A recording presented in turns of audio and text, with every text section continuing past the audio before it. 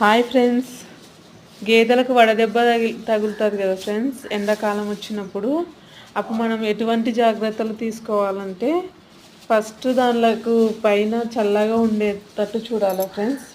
మనకు ఒకవేళ వడదెబ్బ తగిలింది అని డౌట్ వచ్చిందంటే, ఫస్ట్ చల్ల నీళ్ళతో దాన్ని తడపాల పూర్తిగా. పైన గోనె పట్టలు వేసి దానిని ఎప్పుడు తడుపుతూ ఉండాలి. తర్వాత ఒక బకెట్లో చక్కెర ఉప్పు వేసి తాపించాలి ఫ్రెండ్స్. తాపించాక అట్లే వాటర్ చల్లుతూ ఉండాలి. అలా చేస్తూ ఉండాలి ఫ్రెండ్స్.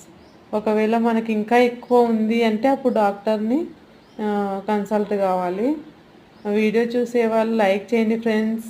ఎక్కడి నుంచి చూస్తున్నారో కామెంట్ బాక్స్లో కామెంట్ చేయండి ఫ్రెండ్స్. షేర్ చేయండి ఫ్రెండ్స్.